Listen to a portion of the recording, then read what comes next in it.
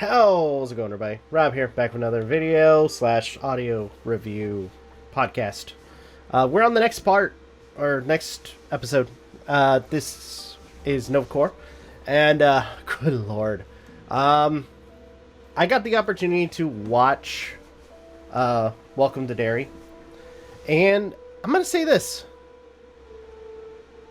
Let's just to go over this. There are horror movies, there are horror franchises, and there are horror worlds. And I'll say this, when it comes to it, Derry isn't just a setting, it's a system. A broken, cursed system. And I'm going to be honest, today we're going to dive into it, Welcome to Derry, which, for those who don't know, is a prequel that doesn't just expand the world of Pennywise, it makes everything darker, more connected, and honestly, more disturbing than anything we've seen before in this universe. Now, before we go any further, this is my official full spoiler warning. We are breaking down just a little bit of every episode. Only, just hints of it. Some aspects of it, I should say. Major deaths, plot twists, and the ending. And if you haven't watched the show yet, stop here, go watch it, then come back. Because this show hits much harder than, or when you don't know what's coming. So, at its core, going over story, Welcome to Derry is about cycles of horror and denial. This show makes one thing crystal clear. Pennywise isn't the only villain. The town is complicit. Children disappear, entire tragedies unfold, and the town does nothing. People ignore it, authorities cover it up, community stays silent. That silence is what feeds the horror. And that's what makes this story so effective. Because it's not just about a monster, it's about a system that allows that monster to exist. Now, going over setting and time period, which I will say is one of the strongest pros I had in this for this thing. It was set in a 1962 setting. And honestly, it adds a lot. Social tension, cultural division, institutional failure. And yes, and let's be fair here, and this is both good and bad, many people in this time period are very, very racist. The show does not hide from that. It's uncomfortable, but it's intentional. Because those same systems of prejudice also allow Pennywise to thrive. People don't listen, people don't act, people just walk away from the situation. They don't want to be a part of it. Now, going forward, going into characters, we follow multiple groups. The kids, towards the beginning, Teddy and Phil, Lily, Ronnie, as well as Margie and Richie. The Hamlins, Dick Halloran, who, for those who know him from The Shining, General Sean, I'm looking at my notes, General Sean, or Shaw, and Rose and her community. And what defines this show is simple. I'm gonna say this, nobody's safe. It's made very clear that no one is safe, especially with the first episode. And the show proves that continuously in terms of the realm of, Derry. Now, I want to talk about Pennywise for a minute. Now, this is the most dangerous Pennywise we've ever seen. He is more aggressive, more manipulative, and more strategic. He doesn't just scare people, he destroys them. Sometimes instantly, sometimes psychologically. And that's perfect. Like, they keep the same design that Bill Skarsgård uses for Pennywise, but overall, and I want to point this out, we don't even see him till like the fifth or fourth episode. We see hints of him, we see his other forms, but we don't see him, at least in the clown form, which is great. They wait for that big reveal. So, now, with that being said, let's go over the episodes. Episode 1, the pilot, which we opened to January 1962.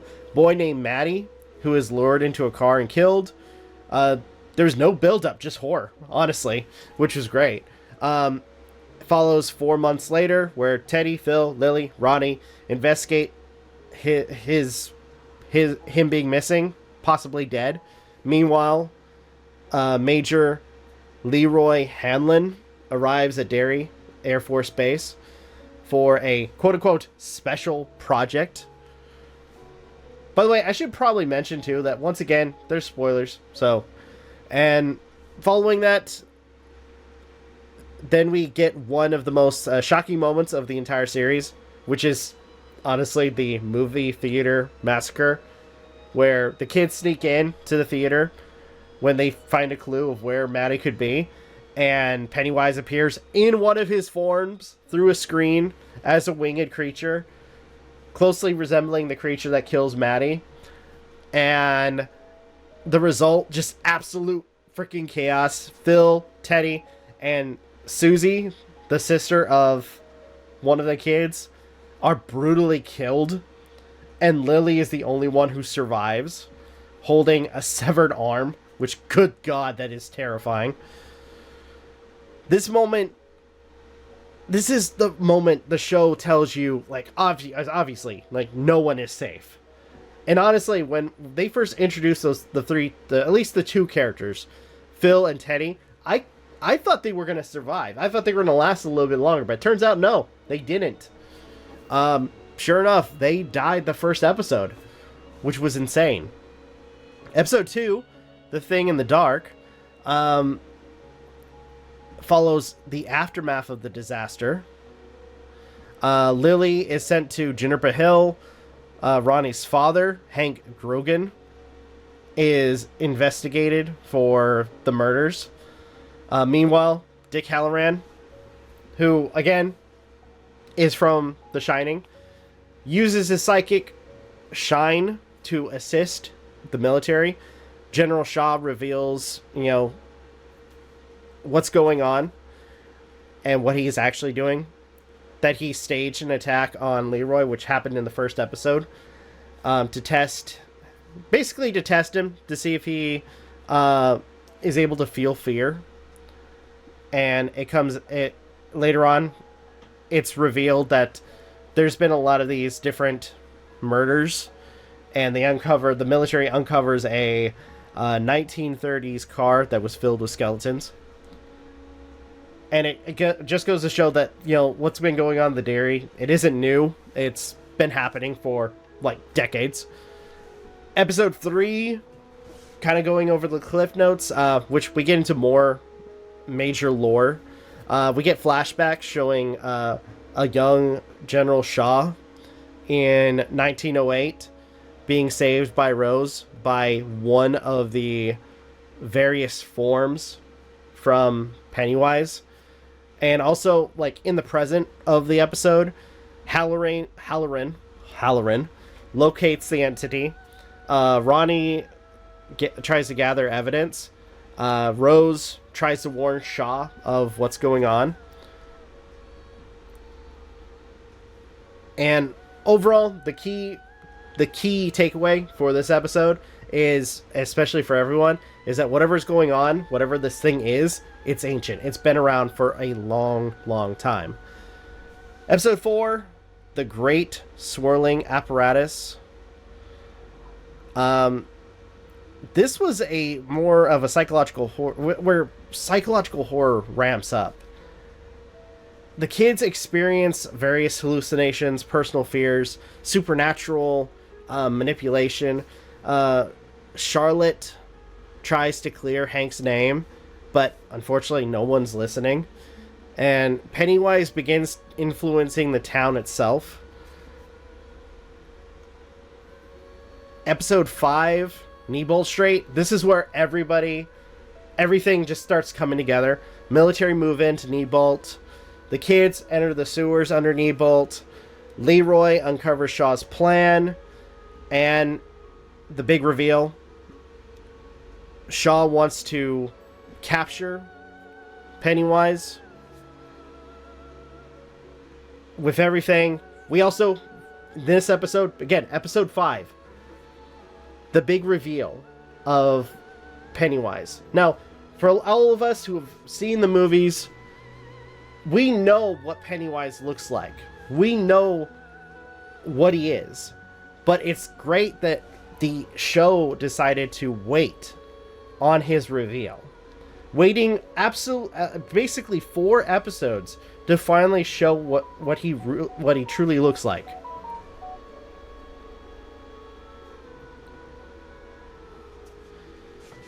And Neibolt Street basically ties into everything that's going on in the films, making the connections feel natural. And including, also, I want to point out too, in Neibolt, they also uncover a possible artifact or something that could possibly affect Pennywise. Again, I'm just kind of going through each episode rapid fire for on the top of my head, because these going over some of my notes too, because it's interesting to go through all this. Now, episode 6, In the Name of the Father. This episode is emotionally heavy. Halloran experiences visions tied to a future incident. Future or past incident. I was a little bit hazy on that one. But I think it does tie into what happens in one of the next episodes. Lily's mental state gets worse, especially with everything going on.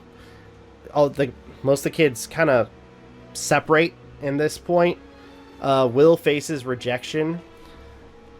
And this episode contains or connects basically past trauma, present danger, and future consequences for everyone. Now, episode 7, The Black Spot. Good God. One of the darkest episodes. Like, honestly, one of the darkest episodes. And I need to point out, again, this is probably the 3rd time I'm going to say this. Spoilers. You guys need to... you guys need to watch it. Watch the show. Because, again, The Black Spot is one of the darkest episodes. In one of the early episodes, Ronnie's dad is saved from going to Shawshank. Technically he escapes, and he's brought to a military installation that is being used as a sort of nightclub, so to speak. But a vigilante group called the Legion of the White Decency, kind of a dumb name there, but regardless, attacks the Black Spot nightclub, or the base area, and this unleashed something ancient, basically Pennywise. And it's kind of established that within each cycle where Pennywise wakes up and starts killing people, there has to be one big tragedy. So he kills few people, and then there is one major tragedy where he goes on a killing spree and then goes back to sleep. That is his cycle. It blends real world horror, supernatural horror, and overall, Halloran discovers the key artifact needed to contain, in quote unquote, contain Pennywise. But it turns out that with this artifact, they actually use it to unleash him. Now, episode 8. which is the finale for season 1. Because apparently it's been added that this is going to be chapter 1, which I'm kind of curious to see what they do with chapter 2. But anyways, for this one, finale, with Pennywise being unleashed, a supernatural fog engulfs Derry, which honestly is kind of a nod to The Mist. General Shaw attempts to weaponize or unleash Pennywise, though I will say that this does backfire on him, and Pennywise kills him. Very brutally, I might add. The final battle begins with everyone together, with the kids, what's left of the kids, trying to stop Pennywise and take a dagger made by the very meteorite that brought Pennywise to our world, and place it in one spot that would reconnect the cage that would keep him trapped in Derry.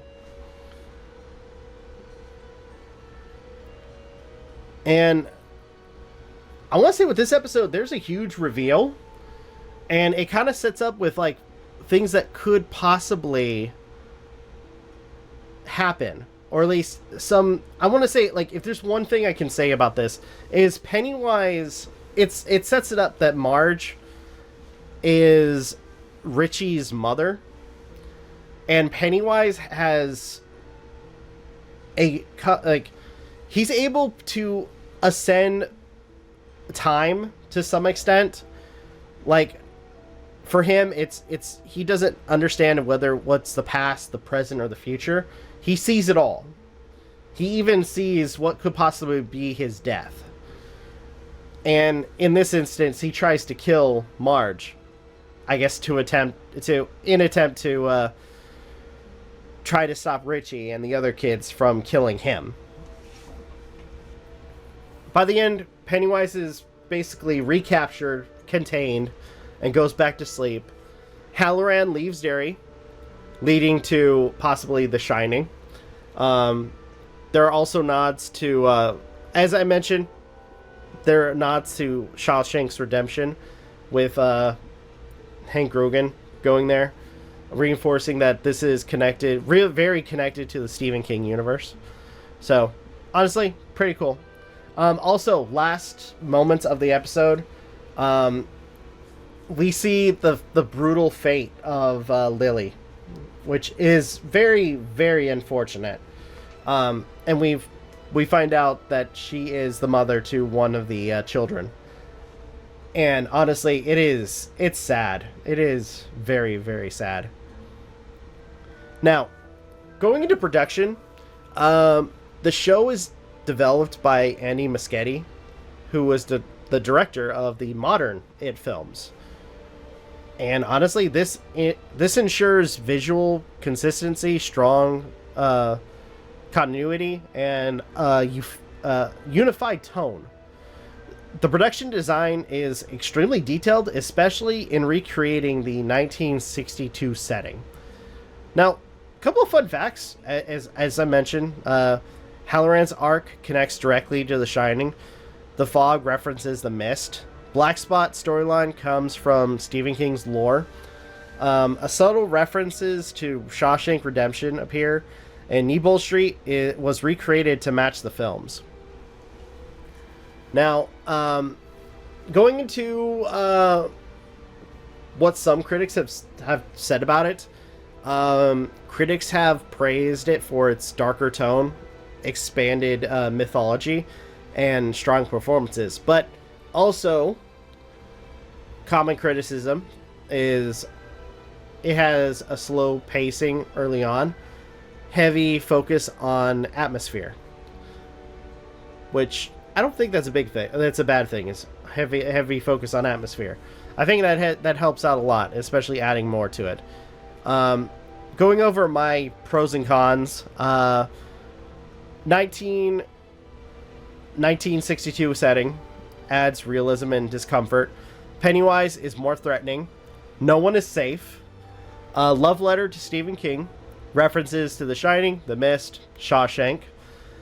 Strong connection to the films.